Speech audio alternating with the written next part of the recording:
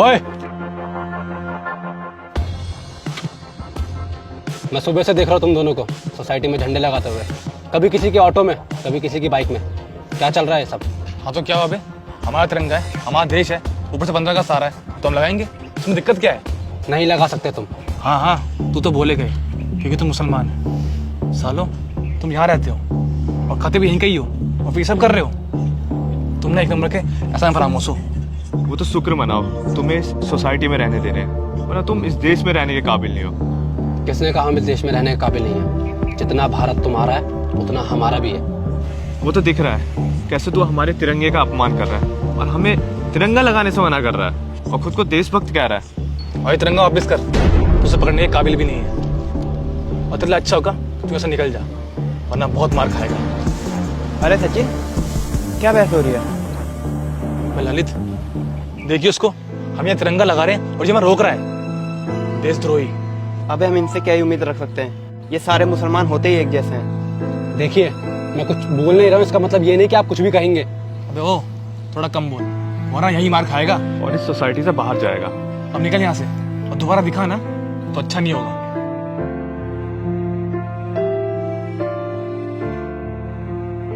ये सारे मुसलमान ना एक जैसे, पूरा माहौल खराब कर रखा है इन लोगों ने। देखते हैं कौन रुकता है हमको।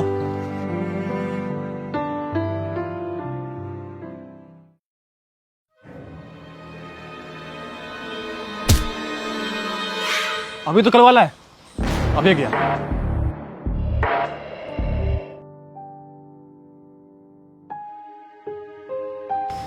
माफ़ करना भाईजान, मैंने आपको धक्का दिया, पर मैंने जानबूझ के नहीं किया।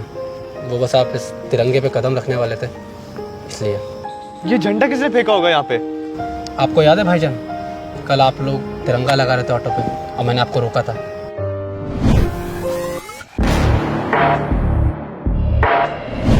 मैं इसलिए रोक रहा था क्योंकि शायद आप ये पहली बार देख रहे होंगे कि हमारे देश का तिरंगा ऐसे ज़मीन पे गिरा, पर मैं काफ़ी सालों से देखता आ रहा। आप लोग जो कर रहे थे वो मैं समझ गया। आप चाहते थे कि हमारे देश का तिरंगा हर जगह लहराए, पर एक बार आप अगर सोचते कि उसके बाद उस तिरंगे का क्या होता है तो शायद आपको समझ में आता। हर 26 जनवरी, हर 15 अगस्त के टाइम पे लोग तिरंगे को लगाते हैं, ऐसी जगह पे लगाते हैं जहाँ उनकी वैल्यू नहीं है, और उसके बाद वो ऐसे सड़कों पे गिरे रहते हैं।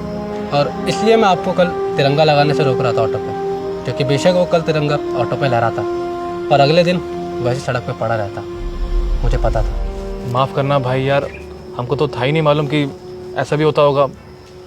हमें लगा कि तुम हमारे तिरंगे का अपमान कर रहे हो तो हमने इतना कुछ तुम्हें बोल दिया। हमसे बहुत बड़ी गलती हो गई समझने में तुमको। अब हमको माफ़ कर दीजिए भाई। नहीं भाईजान, इसमें आपकी भी गलती नहीं है, क्योंकि हमारे देश के जो मुस्लिम और हिंदू के रिश्ते हैं वो कुछ इसी तरीके से हैं। बेशक हम धर्म से हिंदू नहीं हैं, पर दिल से हिंदुस्तानी हैं। जितना प्यार आप तिरंगे को करते हैं उतना ही हम भी करते हैं। ठीक है भाईजान, मैं चलता हूँ। ठीक है। एक सेकंड, आपने कल मुझसे एक चीज़ कही थी जो मुझे चुभी थी। आपने कहा था कि मैं इस देश में रहने के काबिल नहीं हूँ और ना इस झंडे को पकड़ने के। मैं बस आपको एक बार दिखाना चाहूँगा कि मैं कितना काबिल हूँ। प्लीज़ एक बार मेरे साथ चलिए।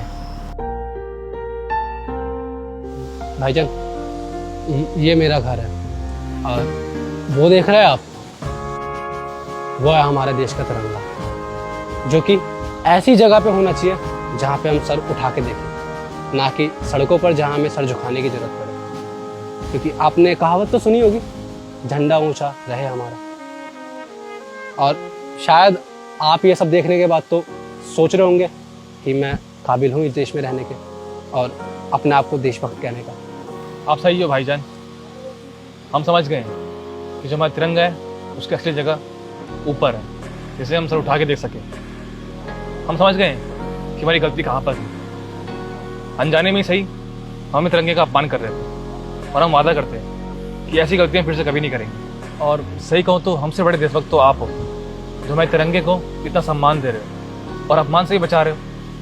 आपका बहुत बहुत शुक्रिया, आप बहुत अच्छा काम कर रहे हो। शुक्रिया भाईजान। बस जैसे आपकी गलतफहमी दूर हुई है, ऐसे मुझे पूरे देश की गलतफहमी दूर करनी है, तभी तो हमारा देश आगे बढ़ पाएगा।